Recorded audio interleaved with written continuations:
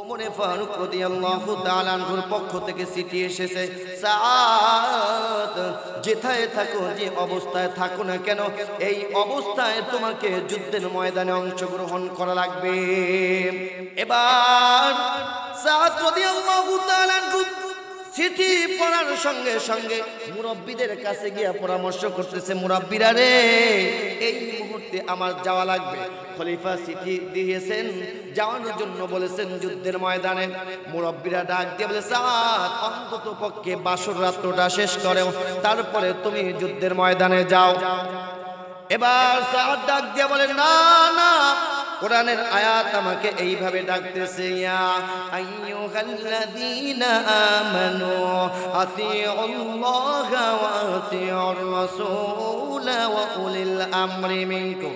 ইয়া আইয়ুহাল্লাযীনা আমানু, হে ঈমানদারগণ, আতিউল্লাহ, আল্লাহর ইতাআত করো, ওয়া আতিউর রাসূল, রাসূলের ইতাআত করো, ওয়া উলিল আমর, তোমার রাষ্ট্রনায়ক যারা তাদের কথা মেনে চলো। সুতরাং খলিফাতুল মুসলিমিন ওমর আমাকে ডাকতেছেন, আমার যাওয়া লাগবে। এবার সাদ রাদিয়াল্লাহু তাআলা আনহু চলে গেলেন বিবির কাছে। বাসর ঘরে গিয়া দেখে বিবি কোরআন শরীফ পড়তেছে। এবার ডাক দিয়া বলতেছে, বিবি কোরআন তেলাওয়াত বন্ধ করো, আমার কথা একটু শোনো। বিবিকে ডাক দিয়ে বলতেছে, বিবি খলিফা ওমরের কাছ থেকে চিঠি আসছে, যুদ্ধের ময়দানে যাওয়া লাগবে। বিবি যদি যুদ্ধের ময়দান থেকে ফিরে আসি, যদি দেখা হবে তাহলে, আর যদি ফিরে না আসি, কাল কিয়ামতের ময়দানে, হাসরের ময়দানে তোমাকে আমাকে মহান আল্লাহ পাক রব্বুল আলামিন স্বামী স্ত্রী হিসাবে পরিচিত করিয়ে দিবেন। মহিলা ডাক দিয়ে বলে, পথিক, ওই যে আমার স্বামী আমার থেকে বাসর রাত্রে বিদায় হয়ে গেছেন, 4 মাস পরে আসার কথা। 4 মাস পরে আমি চিন্তা করলাম আমার স্বামী বোধহয় আজকে আসবে। আমি সুসজ্জিত হয়ে আতর গোলাপ মেখে স্বামীর জন্য অপেক্ষা করতেছি, স্বামী আসবে, আমার বাসর হবে। হঠাৎ করে বাহির থেকে কে যেন আবার একটা ডাক দিছে, মহিলা, তোমার স্বামীকে হযরত ওমর অন্য একটা যুদ্ধের ময়দানে পাঠিয়েছে। ওই দিন কেউ আমার বাসর করা হলো না। আবার 4 মাস পরে আমি আমার স্বামীর জন্য অপেক্ষা করতেছি। আমার স্বামীর জন্য 4 মাস পরে আবার সুসজ্জিত হয়ে বাসর করবো, আতর গোলাপ মেখে স্বামীর জন্য অপেক্ষা করতেছি। ওই দিন কেউ আবার হঠাৎ করে বাহির থেকে কে যেন ডাক দিয়ে বলতেছে, মহিলা, তোমার স্বামীকে হযরত ওমর আজকে আবার অন্য একটা জিহাদের ময়দানে পাঠিয়েছে। এইভাবে করতে করতে 12টি মাস চলে গিয়েছে। আজকে আমি স্বামীর বিরহের কারণে আজকে আমি যৌন উন্মোদনামূলক গান বলতেছি। এই গান বলার পিছনে আমি একাদা আইনা খলিফা ওমর রাদিয়াল্লাহু তাআলা আনহু দায়ী। এই কথা শোনার সঙ্গে সঙ্গে খলিফা ওমর রাদিয়াল্লাহু তাআলা আনহু চিন্তা করতেছেন, আহারে, আমার মনের অজান্তেই এই মহিলাকে আমি এত কষ্ট দিলাম। এই কথা চিন্তা করে করে চলে গেলেন নিজের মেয়ে হাফসা রাদিয়াল্লাহু তাআলা আনহার কাছে। হাফসার কাছে গিয়া ডাক দিয়া বলতেছে, মা, আজকে তোমার কাছে একটা মাসালা জানতে চাই, একটা মাসালা বলে দাও। সাহাবায়ে কেরামরা নবীর প্রতি কত মোহাব্বত ছিল, ভালোবাসা ছিল। ওরে নবীর আশিক, নবীর প্রতি মোহাব্বত দেখাও সাহাবায়ে কেরামদের নমুনায়। সাহাবায়ে কেরামদের নমুনায় যদি নবীর প্রতি মোহাব্বত দেখাইতে পারো গো, আমার আল্লাহ পাক রব্বুল আলামিন তোমার জন্য জান্নাতুল ফেরদাউস ওয়াজিব করে দিবেন। জোরে বলি আল্লাহু আকবার। আজকে আমরা সাহাবায়ে কেরামদের প্রতি মোহাব্বত কেমনে দেখাবো? নামাজ পড়ি না, রোজা রাখি না, আমরা ঠিক মতো দাড়ি রাখি না। রমজান আসতেছে, অনেকে কইবে গ্যাস্ট্রিক আছে না, রমজান আইলে হ্যাঁ গ্যাস্ট্রিক, ও চাচা আসেন না, রোজা রাখেন না। বাবা কইও না, গ্যাস পেটে গ্যাস। চাচায় তখন রোজা রাখতে পারে না। হা আমার ওই মসজিদের সামনে দিয়ে এক চাচা হাঁটতে যায়, এই 2-1 জন ওঠেন কে ভাই, কি রাগ করতেছেন নাকি? হ্যাঁ, এরকম অবস্থা কেন? উঠলে তো বয়ান করতে ভালো লাগবে। প্রসাব করতে যাচ্ছে। রাত্র যদি অনেক হয়ে গেছে, আমি অল্প একটু সময়ের ভিতরে শেষ করে দেব। তো আমার মসজিদের সামনে দিয়ে এক চাচা হেঁটে যাচ্ছে। আমি বললাম, চাচা আসেন, নামাজ পড়তে আসেন। হুজুর নামাজ তো পড়ি না। আমি বললাম, ক্যা? এমন দরবারে গিয়ে মুরিদ হইছি, হুজুরে কইছে, দরবারের পীর সাহেব কইছে এখানে মুরিদ হইলে নামাজ রোজা লাগে না। আমি বললাম, নামাজ লাগে না, রোজা লাগে না, তাই কিয়ামত, পুলসিরাত, মিজান এইগুলো পার হবেন কিভাবে? আমারে ডাক দিয়া বলে, হুজুর শোনেন। কি বলছে বলবো? বলবো? আমারে বলে, হুজুর শোনেন। আমি বলি, বলেন। কয়, কিরামান কাতিবিন, রোজ হাসরের দিন, কিরামান কাতিবিন, রোজ হাসরের দিন আল্লাহ দরবারে যদি করে অভিযোগ, আমি বলবো দুনিয়ায় ছিলাম দয়াল বাবার লোক, আমি বলবো দুনিয়ায় ছিলাম খাজা বাবার লোক, আমি বলবো দুনিয়ায় ছিলাম হেলাল বাবার লোক। আছে না নাই? আমি বললাম, চাচা তাহলে আমারটা শোনো। বলো। আমি বললাম, কিরামান কাতিবিন, পাইব যেই দিন, কিরামান কাতিবিন, পাইব যেই দিন, তোরা যারা ছিলি ভণ্ড বাবার লোক, জুতা মাইরা বলবো সবাই জাহান্নামে ঢোক, জুতা মাইরা বলবো সবাই জাহান্নামে ঢোক, জুতা মাইরা বলবো সবাই জাহান্নামে ঢোক। কথা বলেন ঠিক কিনা? সেদিনেতে স্টেশনে থাকবে নানান প্যাসেঞ্জার, সেদিনেতে স্টেশনে থাকবে নানান প্যাসেঞ্জার, দ্রুত জানে পার হবে সে, টিকিট কাটা আছে যার। কিরামান কাতিবিনা ইয়ালামুনা মা তাফআলুন।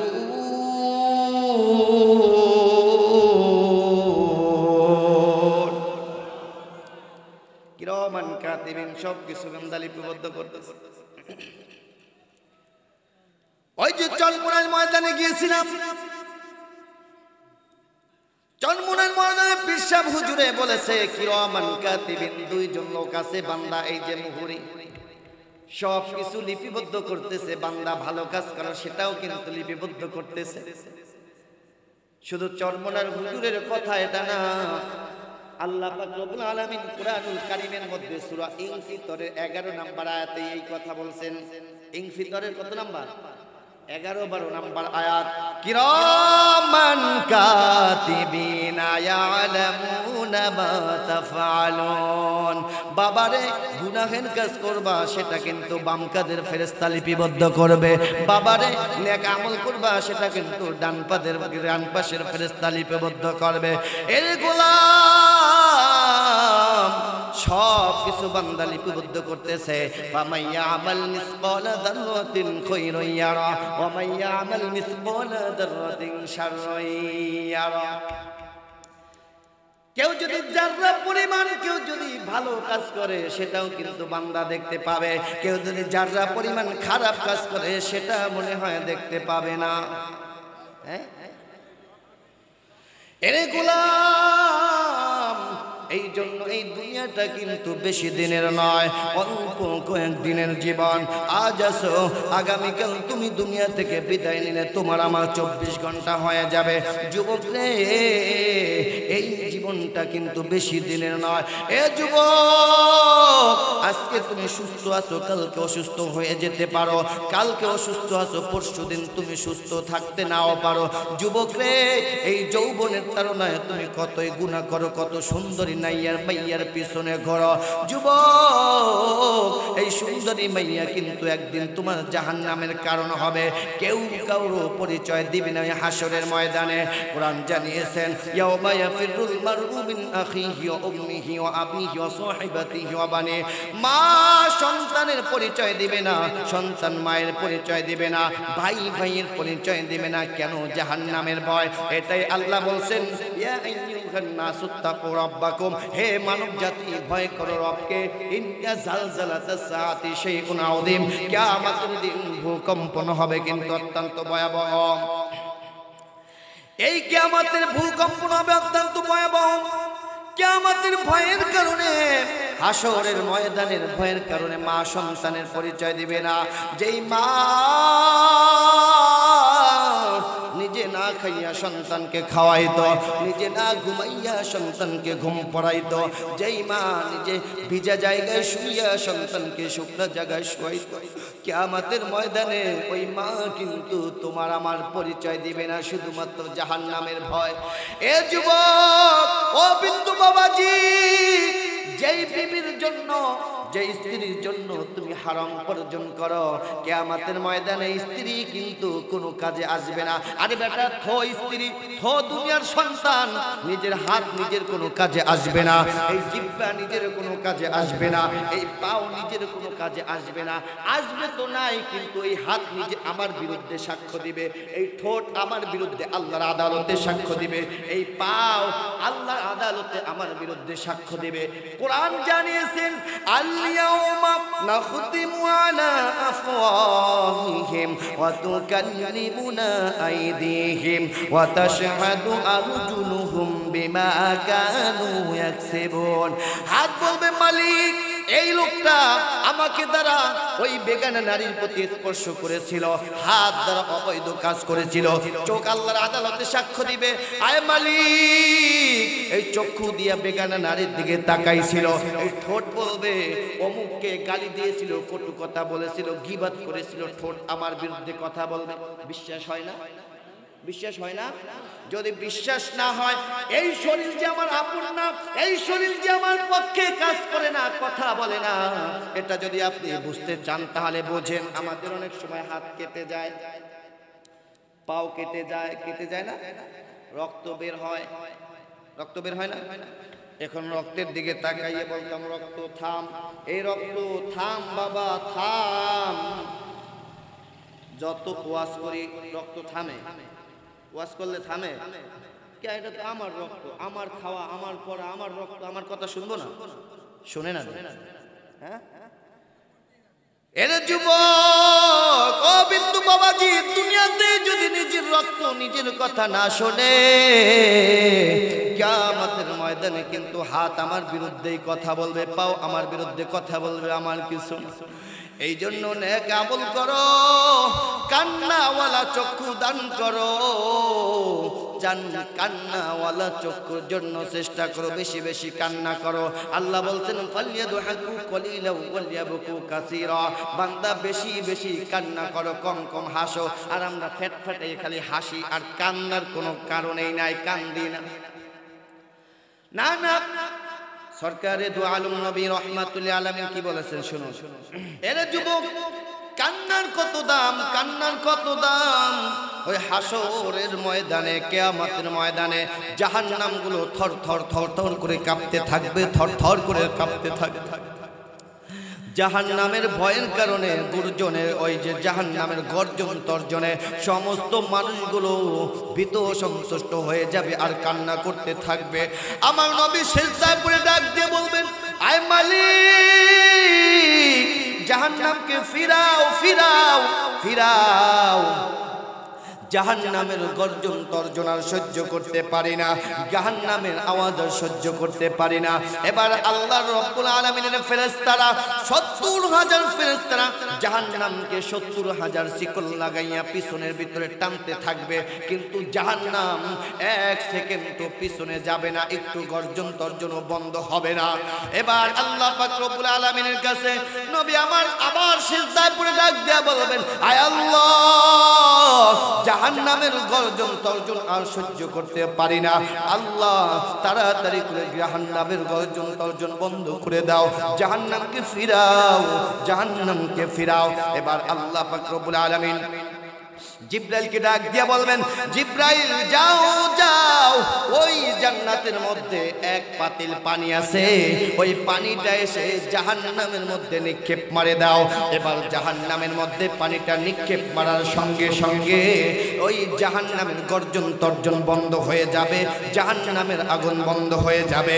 এবার নবী আমার ডাক দিয়া বলতেন, মালিক, এটা কিসের পানি? এটা কি হাউজে কাউসারের পানি, নাকি আবে জমজমের পানি, নাকি আবে হায়াতের পানি, না কিসের পানি? আল্লাহ তাআলা ৭০,০০০ ফেরেশতারা জাহান্নামকে টানা শুরু করেছে, কিন্তু জাহান্নাম বন্ধ হয় না। আল্লাহ, এটা কোন পানি দিয়ে জাহান্নামের আগুনকে বন্ধ করা হয়েছে?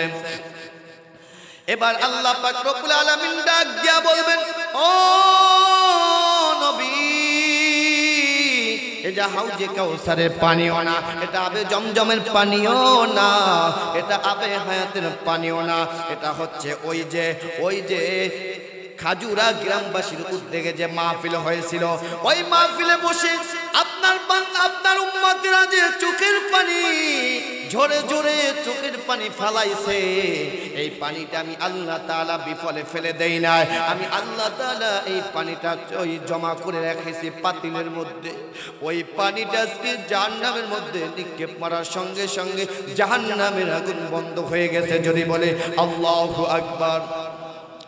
এই জন্য যেই নবী উম্মতের জন্য সারাটা জীবন চোখের পানি ফেলে ফেলে কান্না করেছে, সেই নবীজি জীবনের শেষ মুহূর্তে বলেছে, উম্মতেরা রে, আসসালাত আসসালাত, খবরদার নামাজকে ছেড়ে দিও না, নামাজকে ছেড়ে দিও না, নামাজ কখনো ছেড়ে দিও না। আজকে উম্মতেরা নামাজ পড়ে না, উম্মতেরা রোজা রাখে না, উম্মতেরা দাড়ি রাখে না। আমার নবীর কাছে প্রতিদিনের উম্মতের রিপোর্ট কিন্তু নবীর কাছে পৌঁছে যায়। উম্মত যখন ভালো কাজ করে নবীর কাছে রিপোর্টও পৌঁছে যায়, উম্মত যখন খারাপ কাজ করে সেই রিপোর্টও কিন্তু নবীর কাছে পৌঁছে যায়। এরে উম্মতেরা রে, নবীকে সারা যেই নবী উম্মতের জন্য সারাটা জীবন কান্না করেছে, সে নবীকে আজ মদিনায় শোয়া কান্না করাইও না, তাহলে কিন্তু জাহান্নাম ছাড়া বান্দা উপায় থাকবে না। একদিন নবীজি গভীর রাত্রে উঠে সেজদার ভিতরে কান্না করতেছে। তাহাজ্জুদ নামাজ আদায় করে সেজদার ভিতরে উম্মতের জন্য ইয়া উম্মতি ইয়া উম্মতি বলে কান্না করতেছে।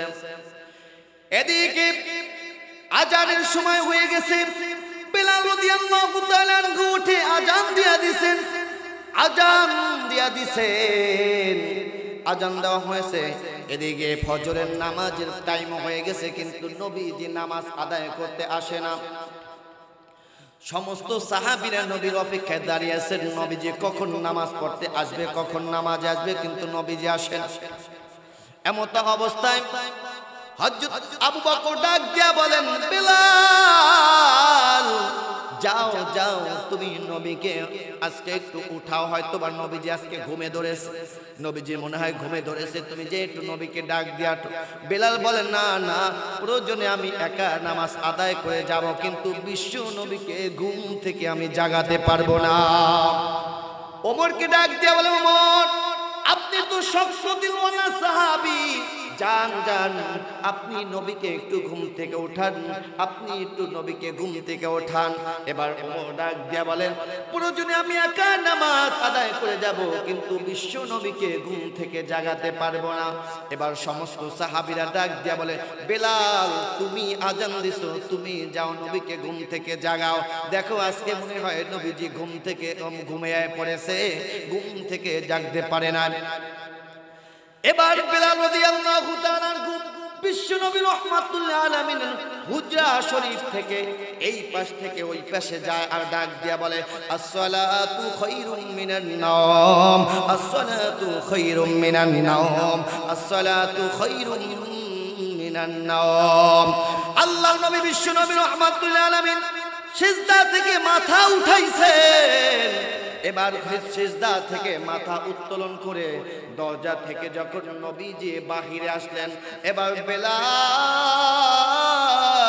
নবীজির চেহারার দিকে তাকাইয়া চোখের পানি ছেড়ে দিয়া ডাক দিয়া বলে, হুজুর, বেয়াদবি করেছি, মাফ করে দেন, আমাকে ক্ষমা করে দেন। নবীজি আপনি তো ঘুমান নাই, আমি মনে করেছিলাম আপনি ঘুমাইছেন। ওগো নবীজি আপনার চেহারায় প্রমাণ করে আপনি ঘুমান নাই, আপনি দীর্ঘ সময় পর্যন্ত সিজদায় পড়ে আছেন। নবীজি আপনাকে তো আল্লাহ তাআলা ক্ষমা করে দিয়েছেন, আপনি তারপরে তো দীর্ঘ সময় কেন সিজদা করেছেন? আপনার নাক মুখ ফুলে গিয়েছে। ওগো নবীজি আপনার এই চক্ষুটা লাল বর্ণ হয়ে গেছে, আপনি এত দীর্ঘ সময় কেন কান্নাকাটি করেন? কেন ঘুমান না? এত কষ্ট কেন করেন?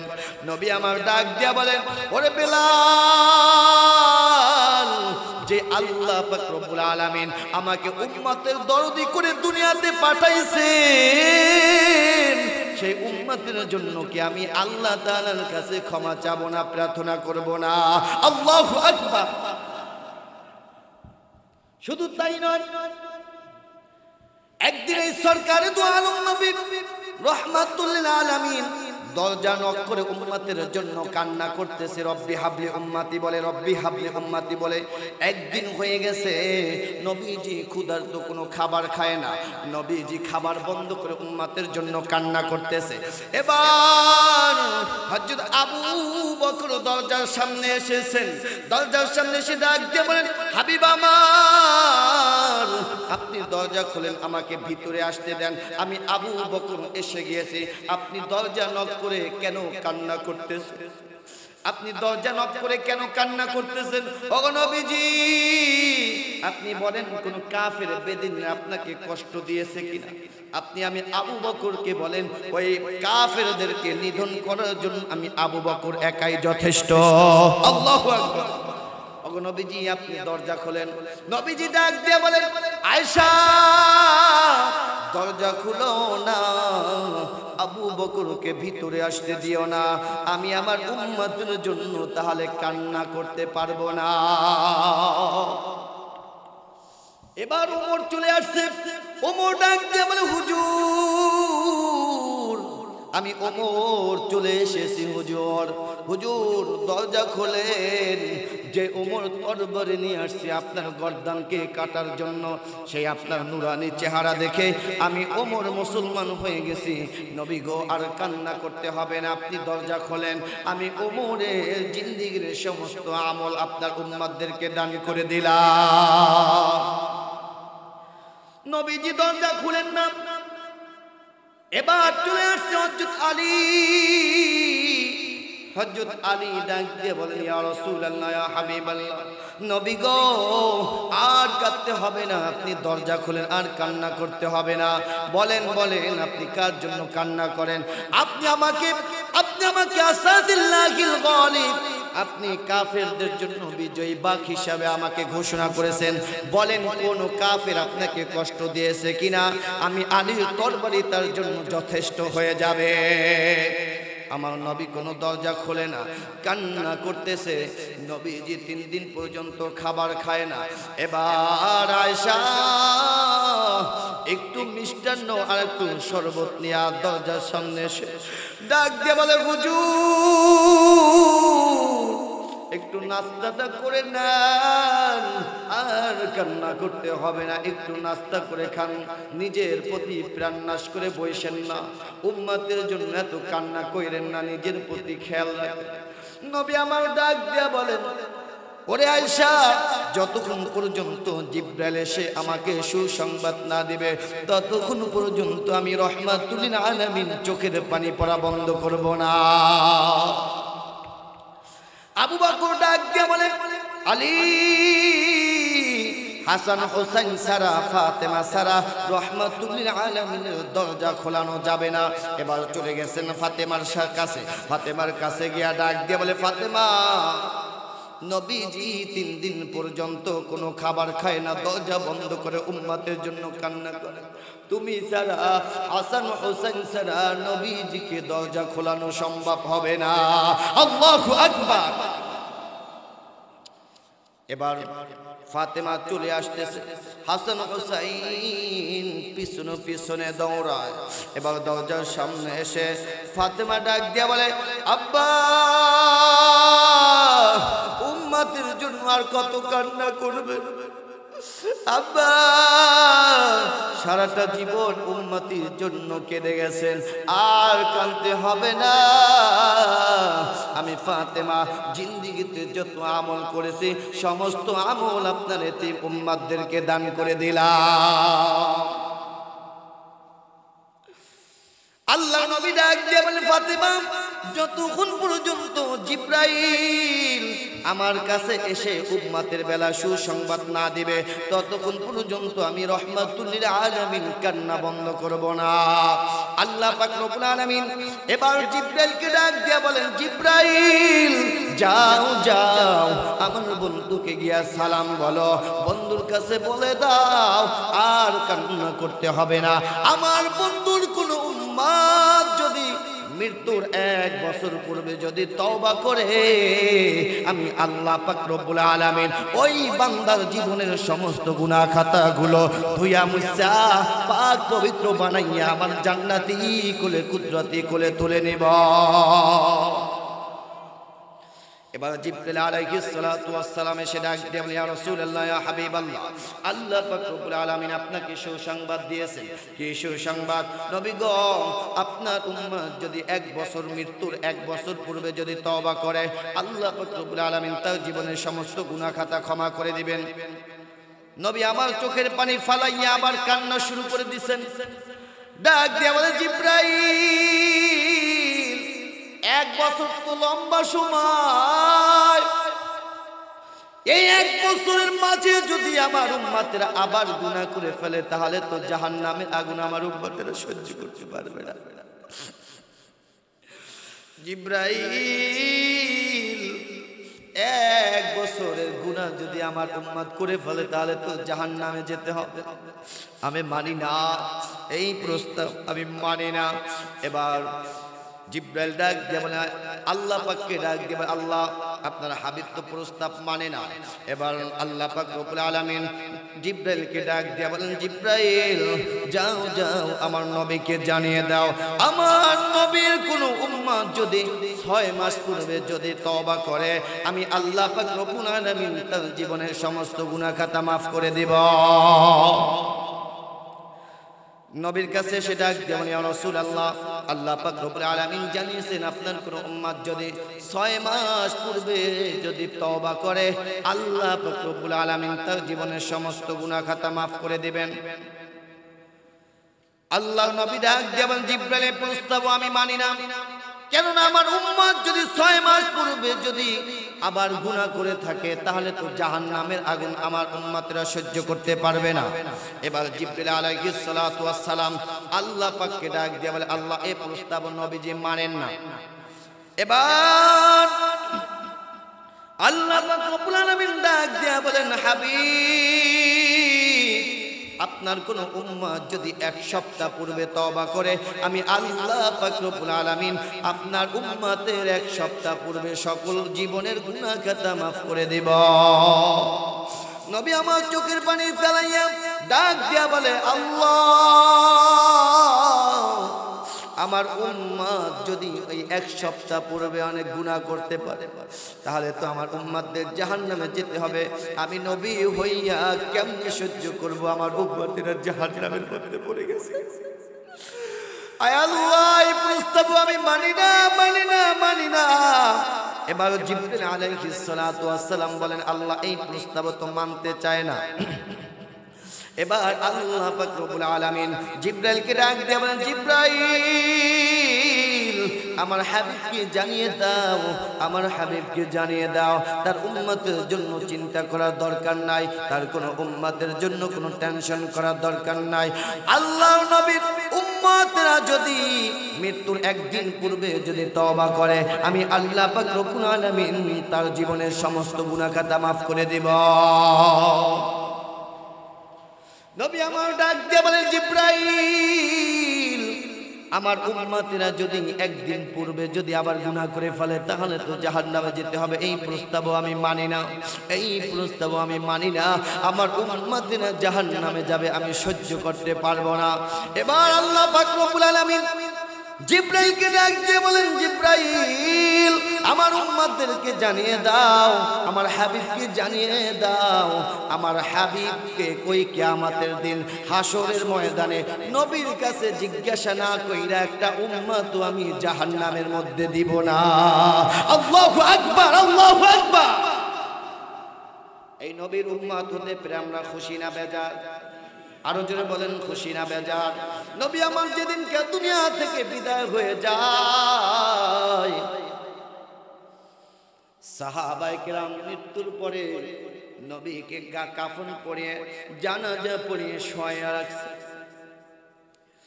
নবীজিকে শোয়া রাখছেন, সাহাবীরা দলে দলে সে নবীজির জানাজার নামাজ আদায় করা শুরু করছে। হযরত আবু বকর চোখের পানি ছেড়ে দিয়েছে, কান্না করতে করতে নিজে অচেতন হয়ে পড়ে গেছেন। হযরত ওমর পাগলের মতন হয়ে গেছেন, তরবারি নিয়ে শুধু নবী নবী বলে দৌড়ায়। হযরত আলী ধপ করে পড়ে গেছে।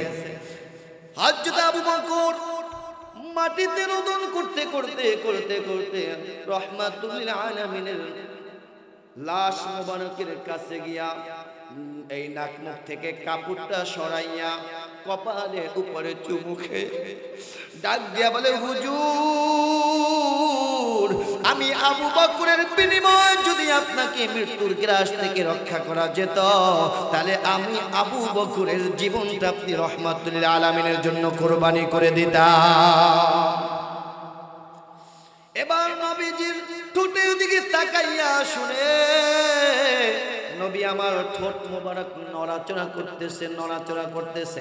এবার আবু বকর নবীজির ঠোঁটের কাছে কান লাগাইয়া আওয়াজ শুনতেছে। নবী বলতেছে, উম্মতেরা রে রব্বি হাবিলি উম্মতি, উম্মতেরা আমি বিদায় হয়ে গেলাম, উম্মতেরা রে আমি বিদায় হয়ে গেলাম, উম্মতেরা রে আমি বিদায় হয়ে গেলাম। যেই উম্মতের জন্য জীবনের শেষ মুহূর্ত নবীজি উম্মতি উম্মতি বলে কেঁদে গেছেন, আজকে সেই উম্মতেরা কেমনে নবীজিকে ভুলে যাও? এর উম্মতেরা যে নবীজি জীবনের শেষ কথাটা বলেছেন, আসসালাত আসসালাত ওয়া মা মালাকাত আইমানুকুম, খবরদার বান্দা নামাজ ছেড়ে দিও না। আজকে এখান থেকে জানতে চাই 5 ওয়াক্ত নামাজ পড়ার জন্য কে কে রাজি আছি? নারায়ে তাকবীর, নারায়ে তাকবীর, নারায়ে তাকবীর।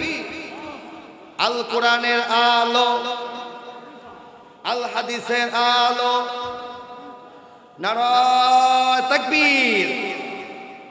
তাকবীর দিতে কি ভয় লাগে? হ্যাঁ,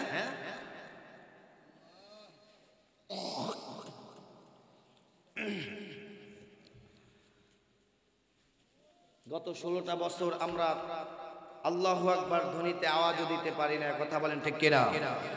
চট্টগ্রামে দেখেছি এক নাদের খান নামক এক বেঈমান, পুলিশে হাইকোর্ট পর্যন্ত তিনি প্রতিবেদন দিয়েছে যে মুয়াজ্জিন যে আজান দেয় আল্লাহু আকবার ধ্বনি বলে, এই মুয়াজ্জিনের আজানের শব্দটা বন্ধ করা দরকার। বলি নাউজুবিল্লাহ।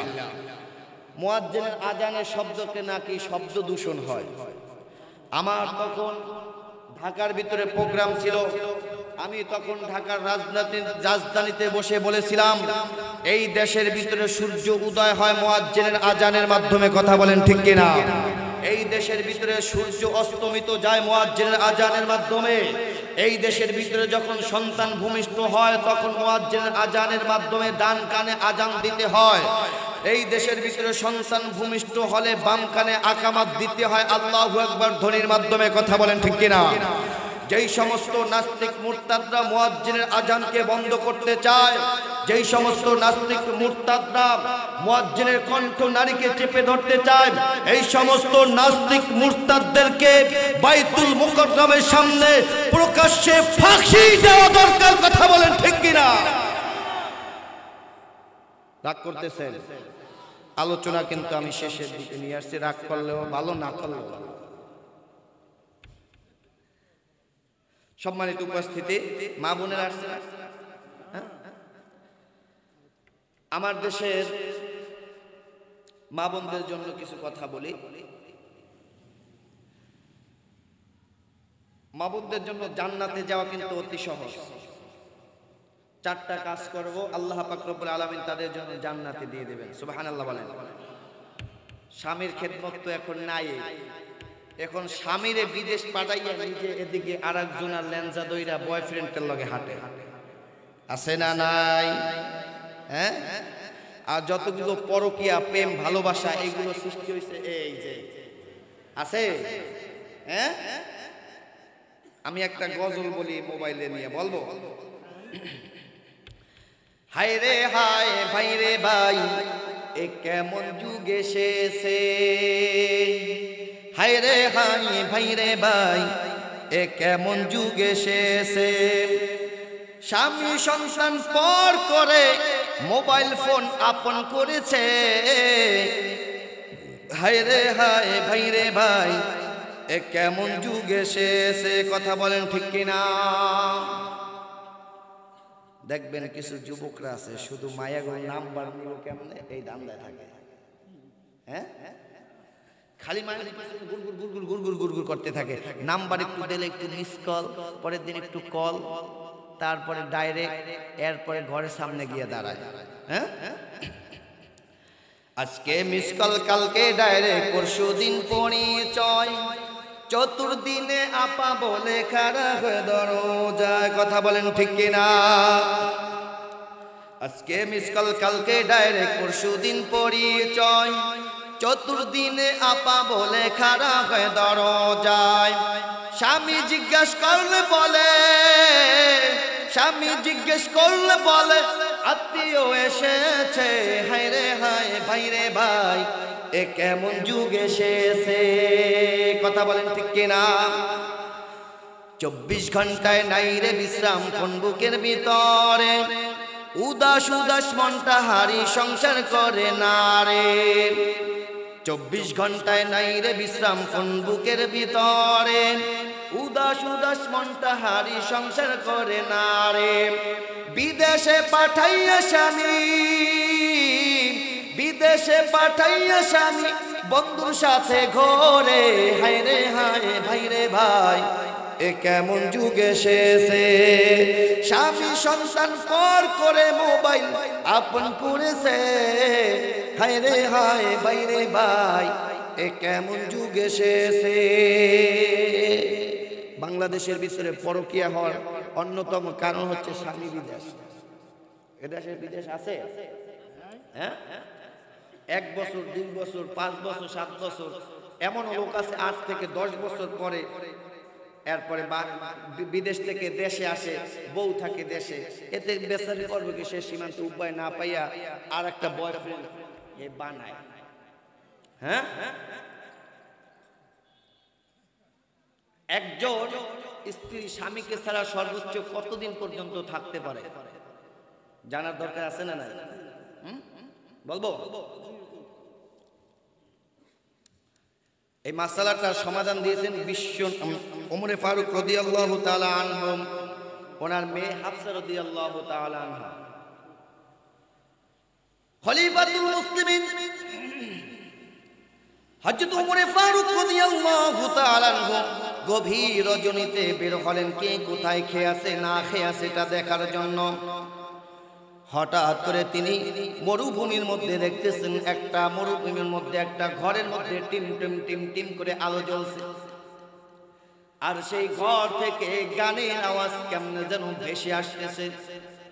ওমর চিন্তা করলো, আমার রাষ্ট্রের ভিতরে কোরআনের আইন চলে, আমার রাষ্ট্রের ভিতরে কোরআনের আইন চলে, আর এই মরুভূমির মধ্যে যৌন উন্মোদনামূলক গান বলে, কার সন্তানের এত বড় বুকের পাঠা? খলিফাতুল মুসলিমিন হযরত ওমর ফারুক রাদিয়াল্লাহু তাআলা আনহু গভীর রজনীতে বের হলেন, গভীর রজনীতে বের হলেন কে কোথায় খেয়ে আছেন না খেয়ে আছেন এটা দেখার জন্য। হঠাৎ করে দেখেন মরুভূমির মধ্যে যৌন উন্মোদনামূলক গান বলতেছে। খলিফা চিন্তা করলো, আমার রাষ্ট্রের ভিতরে কোরআনের আইন চলে, আর এই ঘরের ভিতরে যৌন উন্মোদনামূলক গান বলে, কার সন্তানের এত বড় বুকের পাঠা? রাগে অগ্নিশর্মা হয়ে চলে গেলেন ঘরের ভিতরে, গিয়ে দেখেন এক মহিলা চেহারাটা মলিন করে দুঃখে গান গাইতেছেন। ওমর ফারুক রাদিয়াল্লাহু তাআলা আনহু নিজের পরিচয় গোপন রেখে মহিলাকে ডাক দিয়া বলতেছে, মহিলা তুমি কেন যৌন উন্মোদনামূলক গান বলতেছো, কারণটা? ডাক দিয়া বলে, পথিক আমার আজকে যৌন উন্মোদনামূলক গান বলার পিছনে কারণ আমি একা দায়ী না, খলিফা ওমর দায়ী। খলিফা নিজের পরিচয় গোপন রেখে ডাক দিয়ে বলতেছে, খলিফা দায়ী কেন, ওমর দায়ী কেন বলো?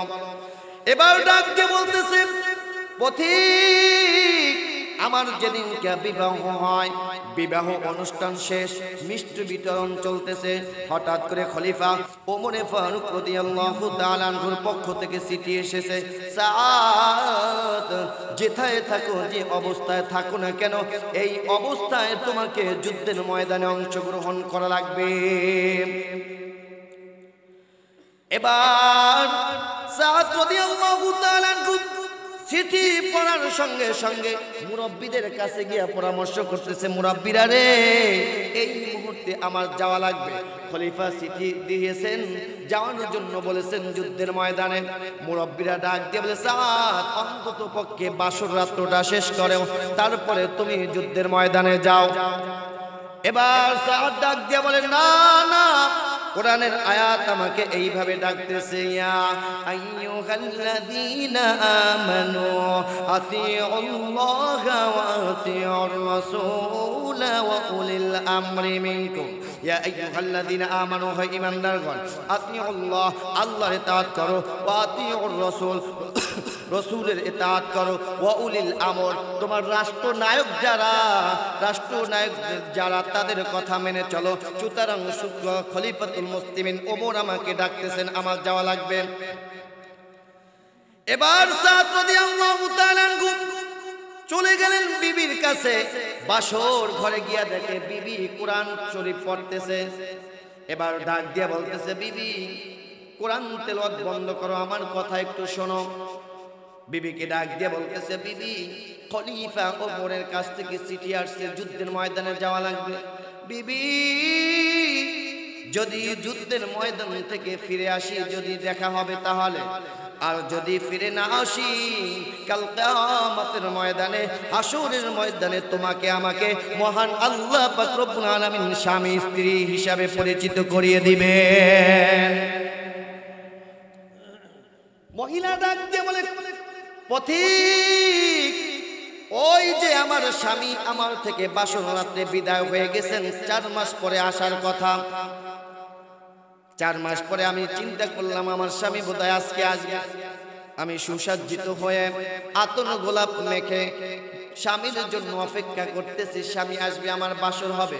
হঠাৎ করে বাহির থেকে কে যেন আবার একটা ডাক দিছে, মহিলা তোমার স্বামীকে হযরত ওমর অন্য একটা যুদ্ধের ময়দানে পাঠিয়েছে। ওই দিন কেউ আমার বাসর করা হলো না। আবার 4 মাস পরে আমি আমার স্বামীর জন্য অপেক্ষা করতেছি। আমার স্বামীর জন্য 4 মাস পরে আবার সুসজ্জিত হয়ে বাসর করব, আতর গোলাপ মেখে স্বামীর জন্য অপেক্ষা করতেছি। ওই দিন কেউ আবার হঠাৎ করে বাহির থেকে কে যেন ডাক দিয়ে বলতেছে, মহিলা তোমার স্বামীকে হযরত ওমর আজকে আবার অন্য একটা জিহাদের ময়দানে পাঠিয়েছে।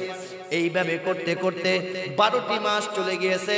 আজকে আমি স্বামীর বিরহের কারণে আজকে আমি যৌন উন্মোদনামূলক গান বলতেছি।